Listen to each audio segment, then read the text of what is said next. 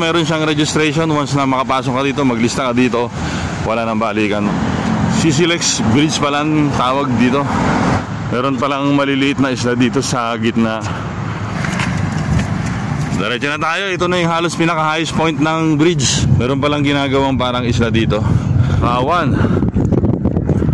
Meron para dito in case of emergency.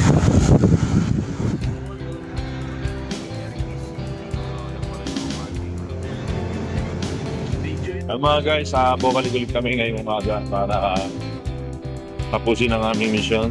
Yan, diyan kami papunta sa lugar ng maulap na yan. Nagbabantang umulan. Tanaw naman. Ayun na sa papuntahan natin, pero kakaliwa tayo. Maulap pa rin dun sa kaliwa eh. Dito na kami sa seaside. Yan mga guys, ang ating pupuntahan. At maulan doon sa bandang kalagitnaan at dito sa bungad ay hindi. Pero ngayon ay maampo na rin dito sa aming nilalakaran ngayon. Pero tuloy. Minsan lang to.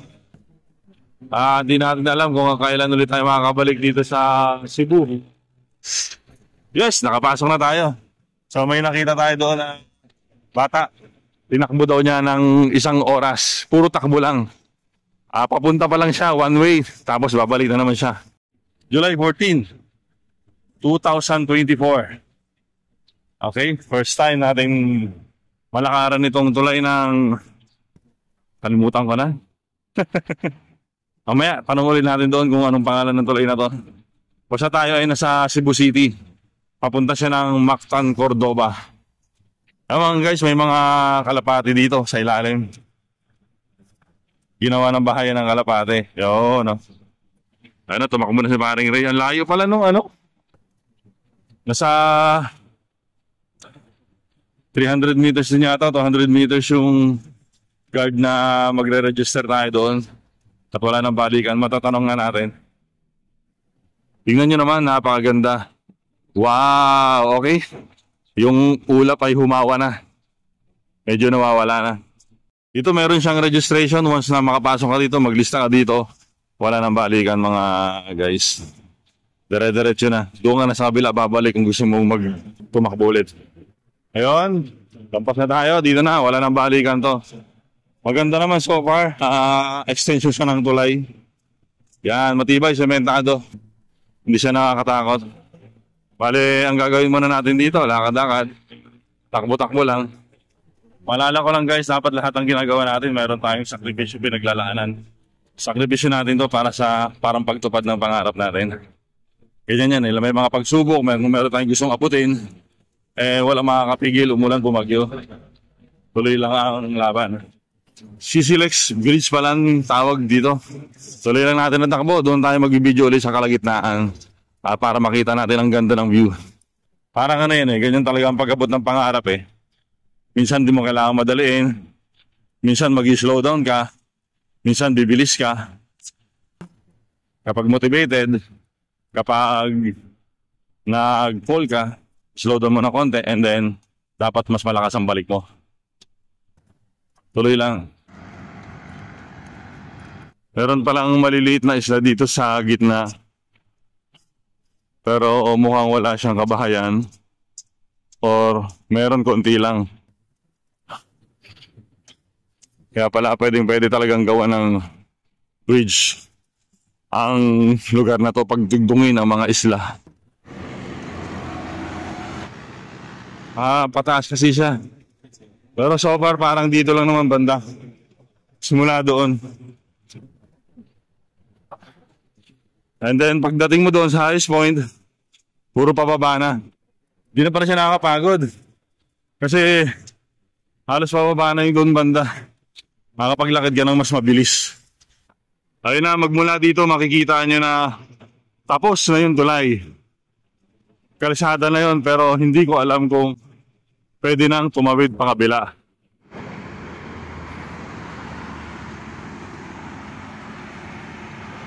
Pwede rin magbike dito mga guys. Pinapayagan din. Ang tataba ng mga tubo. Kung sa malayo, akakalain mo ano lang siya. Mga alambre. Pero pag nandito ka na sa malapitan, ang lalaking tubo niya, yan, at ang tower niya, yan ang pinakasentro. Naku po, talaga namang ang taas-taas, para siyang ano, ako nakalapit na kayo sa mga windmills. Yan, ganun siya kalaki. Sa windmills, itong poste na to. At yung mga tubo niya ay, paano ba explain to, mga nasa 1 foot. Ang taba, hindi ko pa nalapitan ng gusto, pero halos ganun eh. Nasa isang ruler, ang taba niya. Ang sumusuporta dito sa tulay. Yan. Kasi walang masyadong post dito sa ilalim. Yan lang talagang pinaka-support niya. Yun yung structure ng bridge na to. Yan. Wow. Wow. Para sinags lang.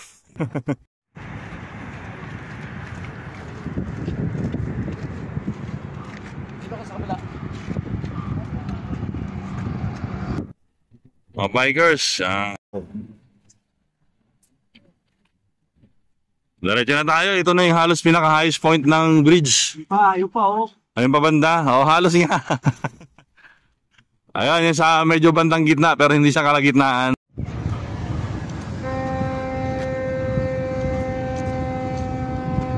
Starlight. Ayan, kung mapapansin nyo, tuluyan na talagang nawala ang ulap. Ang mga kaulupan sa langit na nakaharang dito sa tulay. Tulad nga na sinabi ko kanina, di ba? Gumagalaw yung mga yan.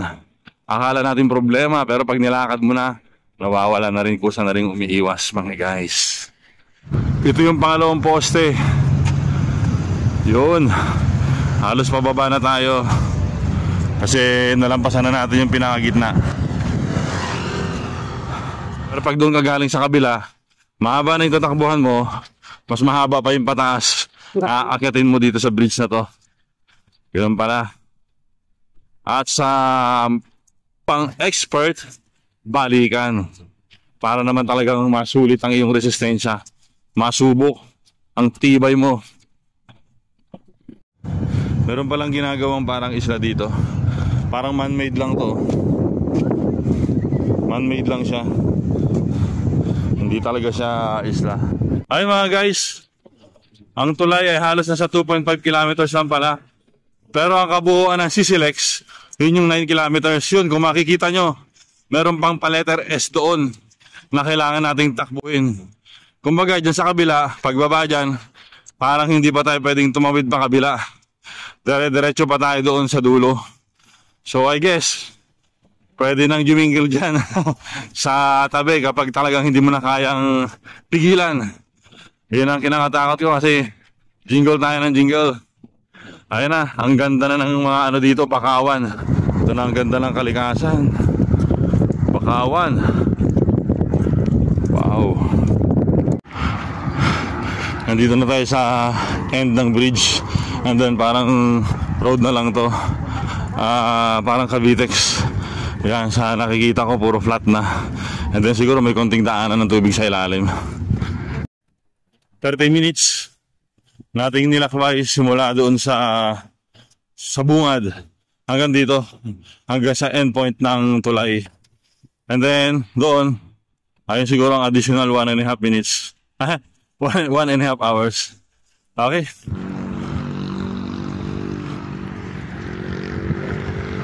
May bahayan pala dito sa likod. Sa likod banda ang bahayan ng nakikita nating isla. Dito sa kalagitnaan yan. Yan pala ang bahayan niya. Pero doon sa nakatapat sa city, wala. Pakaraming ang tao. Para na siyang park. Napakasarap ng hangin.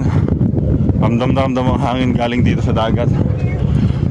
Samantalahin natin to kasi bibihira lang tayo makapunta sa mga probinsya na ganito sariwa pa ang hangin. Ang gaan pa niya. Kahit wala kang face mask, ang gaan niya sa ilong. Umulan nga dito kanina. Yan. Pero dumaan na siya eh. Kaya umalis na siya. Wala na. Wala na ang kaulapan. Ayun na. Nandun na sila sa sulok.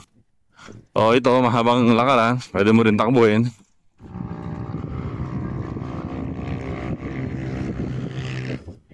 Meron para dito in case of emergency. Kapag meron na kailangan sa bandang doon, pwede para siyang may matatawagan ka pala in case of emergency na may mangyari sa mga naglalakad dito. So sa awareness lang, yun ang inisip ko kanina eh. Sabi ko, paano pag may nangyari at gustong umayaw na, hindi na kaya.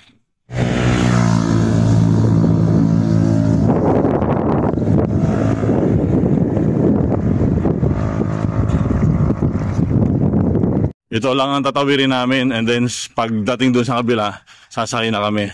Siyempre wala pa tayong practice eh, pero kung nagkaroon tayo ng pagkakataon na makabalik ulit dito, baka magawa na namin yung balikan next time.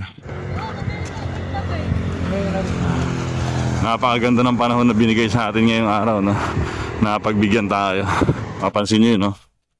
Yung madilim hanggang baba, ulan yan.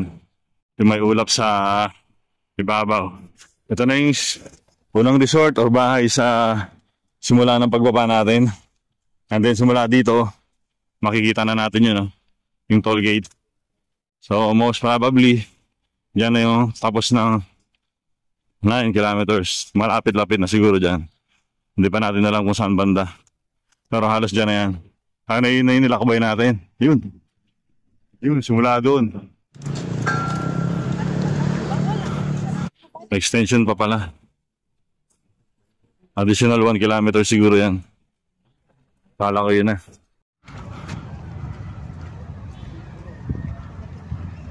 Parang ito na yung endpoint. Tama, highway na eh. So, dyan na nagtatapos yan. Pwede nang kumain, mag-CR. Yun, no? Dami tindahan doon, no? Lahat ng nag-jogging doon pumupunta para kumain. Yan na lang natin naantayin si Sir Dong. Nahuli kasi siya eh. Yun, nandun pa siya. CC Lex, thank you. Lapu-Lapu City, Cordova proper. Ayos pala dito, daming kakainan. Wow, tikman natin yan.